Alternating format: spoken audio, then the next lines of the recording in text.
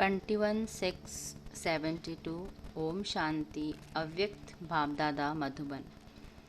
विश्व महाराजन बनने वालों की विश्व कल्याणकारी स्टेज।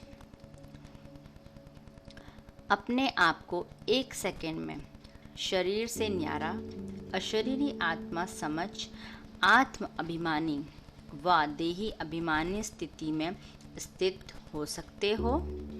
अर्थात एक सेकंड में कर्म इंद्रियों का आधार लेके कर्म किया और एक सेकंड में फिर कर्म इंद्रियों से न्यारा। ऐसी प्रैक्टिस हो गई है। कोई भी कर्म करते कर्म के बंधन में तो नहीं फंस जाते हो। कर्म करते हुए कर्म के बंधन से न्यारा बन सकते हो व अब तक भी कर्म इंद्रियों द्वारा कर्म के वशीभूत हो जाते हो। हर कर्म इंद्रिय को जैसे चलाना चाहो वैसे चला सकते हो व आप चाहते एक हो, कर्मेंद्रियां दूसरा कर लेती हैं। रचयिता बनकर रचना को चलाते हो जैसे, और कोई भी जड़ वस्तु को चैतन्य आत्मा व चैतन्य मनुष्यात्मा जैसे चाहे वैसे रूप दे सकती है और जैसे चाहे वैसे कर्तव्य में लगा सकती है।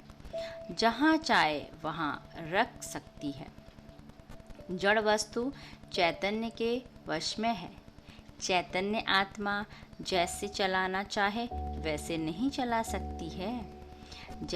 जैसे जड़ वस्तु को किसी भी रूप में परिवर्तन कर सकते हो, वैसे कर्म इंद्रियों को विकारी से निर्विकारी व विकारों के वश आग में जले हुए कर्म इंद्रियों को शीतलता में नहीं ला सकते हो। क्या चैतन्य आत्मा में यह परिवर्तन की शक्ति नहीं आई है?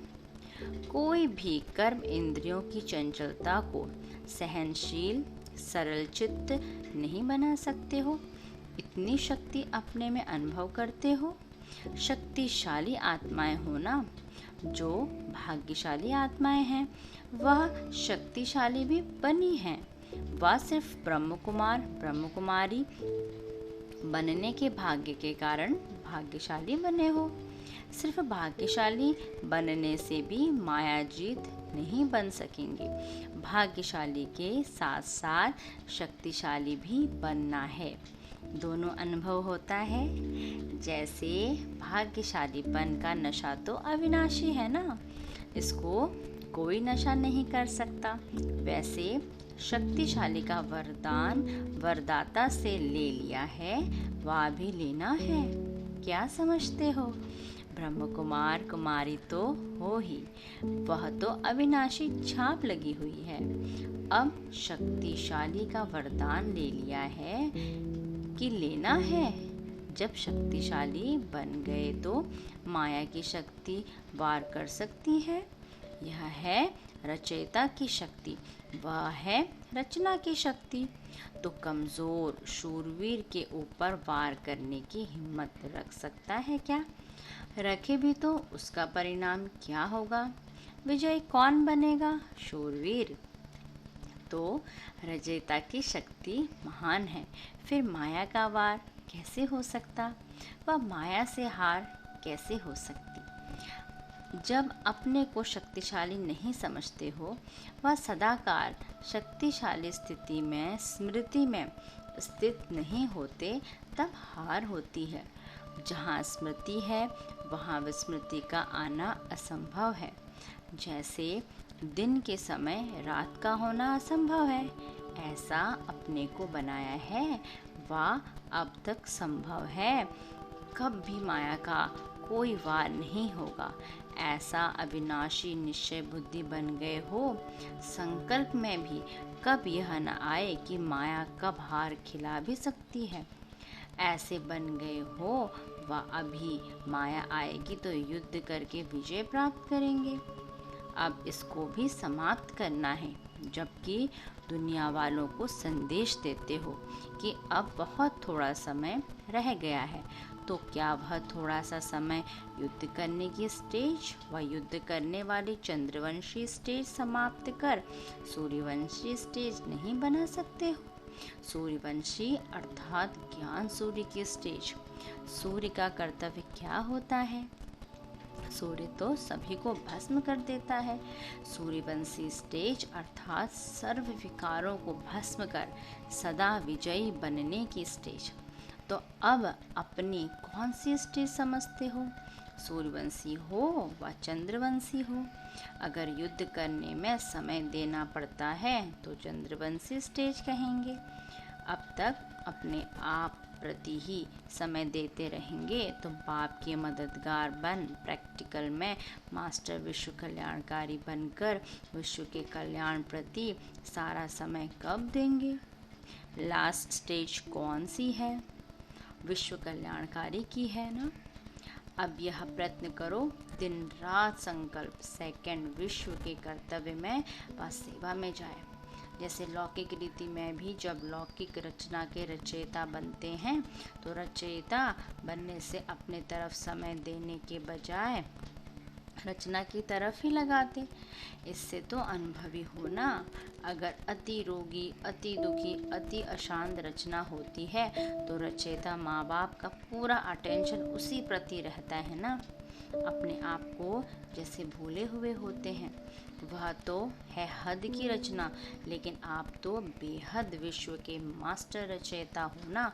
पहले अपने प्रति समय दिया, लेकिन अब की स्टेज मास्टर रचयिता की है। सिर्फ एक दो की बात नहीं, पूरे विश्व की आत्माएं दुखी, अशांत, रोगी, परेशान हैं, भिखारी हैं। बेहद रचना अर्थात सर्व विश्व को कल्याणकारी बन सदा काल के लिए सुखी और शांत बनाना है। तो बेहद रचयिता का अटेंशन होना चाहिए, विश्व कल्याण में होना चाहिए। व अब तक भी अपने में ही अपने प्रति बहुत समय दिया, युद्ध करने में बहुत समय लगाया।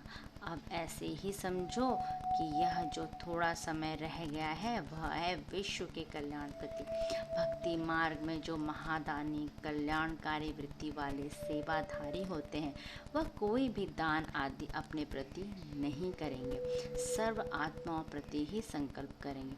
तो यह रीति रस्म आप श्रेष्ठ अथवा कल्याणकारी आत्माओं से शुरू हुई है। जो भक्ति में भी रस्म चली आती है ना, ज़रूर प्रैक्टिकल में हुई है, तब तो यादगार रूप में रस्म चल रही है। प्रैक्टिकल का नया यादगार बनता है क्या? तो अब यह परिवर्तन लाओ। दूसरों के अर्थ सेवाधारी बनने से व दूसरों के प्रति समय और संकल्प लगाने से, सर्विसेबल बनने से सदा सक्सेसफुल स्वतः ही बन जाएंगे। क्योंकि अनेक आत्माओं को सुखी व शांत बनाने का रिटर्न प्रत्यक्ष फल के रूप में स्वतः ही प्राप्त हो जाता है। जब सेवा करेंगे तो इसका खाता भी जमा होगा और सेवा के प्रत्यक्ष फल की प्राप्ति स्वतः ही प्राप्त हो जाएगी। तो क्यों ना सदा सेवाधारी बनो, तो अपनी उन्नति स्वतः ही हो जाएगी, करनी नहीं पड़ेगी। दूसरों को देना अर्थात स्वयं में भरना। तो स्वयं अपनी उन्नति के लिए अलग समय क्यों लगाते हो? एक ही समय में अगर दो कार्य हो जाए, भले प्राप्ति हो जाए, तो सिंगल प्राप्ति में समय क्यों लगाते हो? सारे दिन में विश्व कल्याण के प्रति कितना समय देते हो? ब्राह्मणों का यह अलौकिक जन्म ही किस लिए है? विश्व कल्याण अर्थ है ना। तो जिस प्रति जन्म है वह कर्म क्यों नहीं करते हैं? जैसे देखो, जिस कुल में जन्म लेते हैं उस कुल के संस्कार जन्म लेते ही स्वतः हो जाते हैं। स्थूल काम करने वाले मजदूर आदि के घर में बच्चा पैदा होगा तो छोटेपन में ही माँ बाप को देखते हुए उस कार्य के संस्कार स्वतः ही उसमें इमर्ज हो जाते हैं। तो अब जन्म ब्रह्म कुमारी का है, तो बाप का कर्तव्य वह स्वतः ही बच्चों के संस्कार होने चाहिए। जैसे साकार बाप को प्रत्यक्ष रूप में देखो तो रात का नींद का समय अथवा अपने शरीर के स्टेज शरीर के रेस्ट का समय भी ज़्यादा कहाँ देते थे विश्व कल्याण के कर्तव्य में। सर्व आत्माओं के कल्याण प्रति न कि अपने प्रति वाणी द्वारा भी सदा विश्व कल्याण के संकल्प ही करते थे। इसको कहा जाता है विश्व कल्याणकारी। तो यह मन के विघ्नों से युद्ध करने में ही समय देना, यह तो अपने प्रति व्यर्थ समय देना हुआ ना। इनको आवश्यक नहीं व्यर्थ कहेंगे। बाप ने आवश्यक समय भी कल्याण प्रति दिया और बच्चे व्यर्थ समय अपने प्रति लगाते रहे तो फॉलो फादर हुआ। बाप समान बनना है ना, तो सदा यह चेक करो कि ज़्यादा से ज़्यादा तो क्या, लेकिन सदा ही समय और संकल्प विश्व कल्याण प्रति लगाते हैं। ऐसे सदा विश्व कल्याण के निमित्त समय और संकल्प लगाने वाले क्या बनेंगे। विश्व महाराजन अगर अपने प्रति ही समय लगाते रहते हैं तो विश्व महाराजन कैसे बनेंगे। तो विश्व महाराजन बनने के लिए विश्व कल्याणकारी बनो। जब इतने बिजी हो जाएंगे तो क्या व्यर्थ समय संकल्प आएगा, व्यर्थ स्वतः ही समाप्त हो जाएगा और सदा समर्थ संकल्प चलेंगे।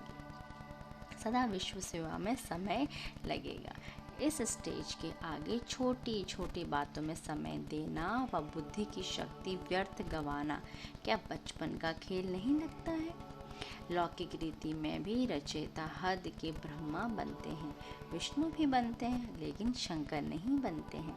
ऐसी ही हद की स्थिति में रहने वाले भी व्यर्थ संकल्पों के रचयिता बनते हैं, पालनहार भी बनते हैं, लेकिन विनाशकारी नहीं बन सकते, क्योंकि हद की स्थिति में स्थित हो। अगर बेहद की स्थिति में स्थित रहो तो अपने अंदर की बात तो छोड़ो, लेकिन सारे विश्व से व्यर्थ विकल्प व विकर्म व विकार विनाश कराने वाले विनाशकारी बन सकते हैं। लास्ट स्टेज है विनाशकारी। विनाशकारी तब बनेंगे जब कल्याणकारी बनेंगे। स्थिति ऐसे है ना, हद को अब छोड़ चुके हैं। ओम शांति।